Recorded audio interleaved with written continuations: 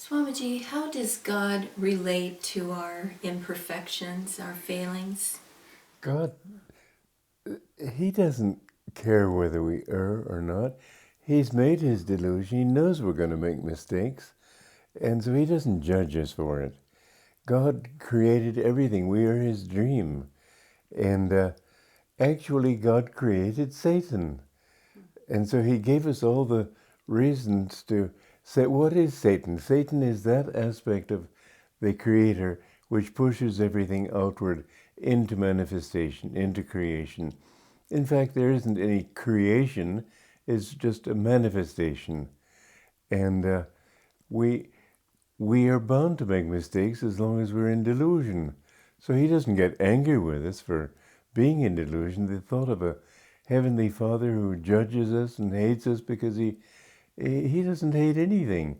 But you can say in a sense that He hates sin because God is the power that draws everything back toward Himself. Satan is that power which tries to keep everything in manifestation, and without those two opposing forces, the universe itself wouldn't exist. So that dynamic tension is what keeps it all Yes, yes. going. And there has to be an outward flow for there to be creation, for there to be a manifestation. It's the wind on the surface of the ocean which is completely calm. But when the wind comes, the ocean divides itself on the surface into waves. And in those waves, there are ups and downs. It's the duality that makes this universe possible. You mentioned something I'd like you to clarify. Satan, God created Satan, but he's not equated with Maya, is he? Say, God decided, I think of it this way. This is my personal explanation, but I think it's a good one. Why did God create the universe? I think that the definition of God classically in India is Satchidananda. Scholars will say that means existence, consciousness, bliss, which doesn't mean very much. Yogananda said God is ever existing, ever conscious bliss. Then he added to that ever existing, ever conscious, ever new bliss. It's that ever new aspect of bliss that makes him want to express himself. The nature of bliss is to want to express itself. And so I think it's just the nature of the creation to sometimes want to bring itself into manifestation. At any rate, that impulse to create, to manifest, is the satanic influence, and there's nothing wrong, there's nothing satanic about it except from our point of view.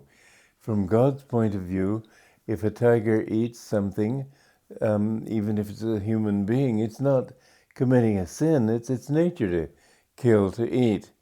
There isn't anything bad or good. Those are all relative terms.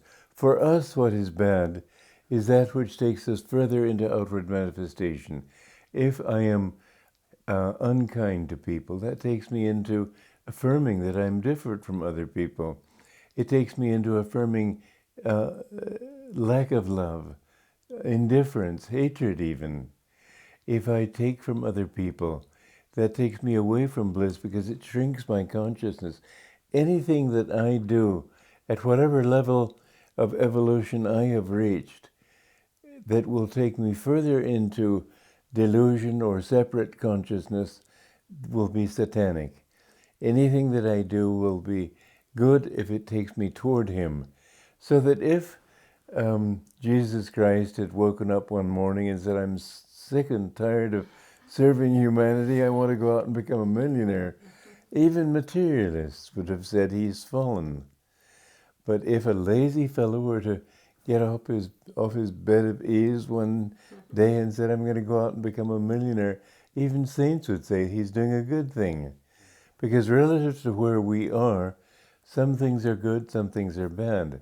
So that in a sense, even a master is doing something, taking him outward by helping people. But that is not a binding kind of thing. There are such things as desireless desires. I can have a desire to help you. This is a desireless desire. a bad desire is that which strengthens the ego. Swamiji, you mentioned human nature, sort of contrasting it to an animal's nature. What would you describe as human nature then? Human nature, when you reach, see, evolution is God has manifested everything out of his consciousness, which means that even the rocks are conscious to a certain extent. You couldn't sit down and play a game of chess with a rock, but it has a certain level of consciousness without which it couldn't exist. Everything is a dream of consciousness. That's how in your dream you can see a rock, but that rock is a product of your consciousness. And so evolution basically is all trying to come back to its consciousness. There's that impulse of consciousness and of conscious bliss in everything. And on the lower levels, I wrote a story called The Time Tunnel. And in this time tunnel, you can go forwards and backwards in time. And there's a time in a future age when people are much more advanced. And in that age, this friend comes back in a UFO, which is not a UFO, but an IFO, identified. But he talks of having been on a planet where people are much closer to God than they are in this world. And the work that they do is trying to lift lower forms. And he says he saw a little child trying to make a little worm feel blissful, feel the bliss of its nature, and it sort of rises up and shivers. And he could almost see it trying to smile. But this is the level of bliss at that low level is very small. What we see in evolution, it's far more valid than Darwin. Darwin only gave us the mechanics, and even that didn't completely work. I mean, what if there's a struggle for survival, what could be more fit to survive than a rock? Worms have been around for hundreds of millions of years. They don't need something more to survive than just to be a worm. There's more to it than that. It's that search for self-consciousness. Consciousness first and self-consciousness second. You know, science talks about making computers so conscious that someday they'll have computer rights. They'll campaign for voting rights and so on. Of course, that's ridiculous. What could be simpler than a worm? And yet it's obviously conscious. It has two things that science can never put into anything. Consciousness, feeling. Self-consciousness and feeling. A worm knows it's I'm being pinched or pricked by a pin. I want to get away from that pain. And so life evolves upward to more and more levels of refinement until finally, on the human level, we are consciously self-conscious. Animals are to some extent, but not so much, not nearly so much as human beings. Animals feel pain, but not nearly so much as we do. And the more advanced people are, the more they feel this pain. A savage doesn't feel pain as much. Somebody who's close to the animal level of evolution. But as you become refined, you begin to see, and this is good in a sense, because in a very important sense, when you know that you're the one suffering, then you're the one who has to work to get out of it. Animals don't think of finding who they really are, but human beings can reach that level where they want to know who they are, why they're here, and that question drives them to finally understanding the source of life in themselves and in all life. But Swamiji, the saying to err is human seems to be a description of human nature, but then you seem to be contradicting that. Well, I would say that to err is possible for a human being that is not possible for a man, for a donkey, let's say, because there's nothing wrong in what a donkey does. Whereas we know that we can go up or down. And it's human, but it's not the evolved human, it's the unevolved human.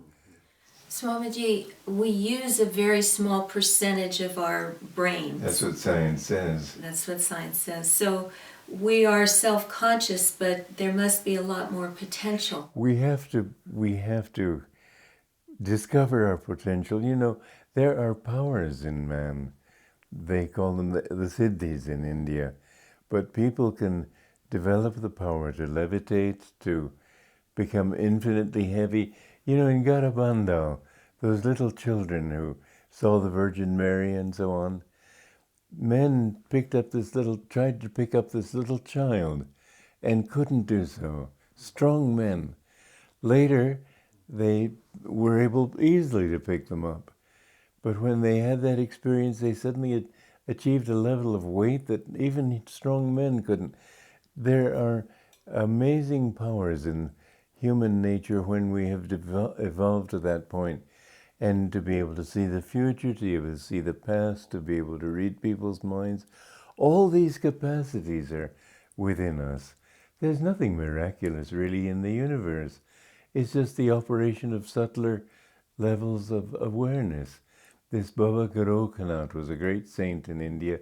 He lived 300 years, and he wanted to pass his powers to some worthy person. He saw this young yogi sitting by the Ganges in meditation. He materialized to him, and he said self-importantly, "I'm Baba Goraknath." The young yogi said, "Is that so?"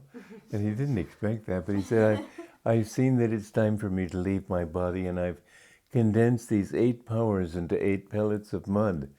And if you will hold these, those powers will be transferred into you, and you will have them yourself.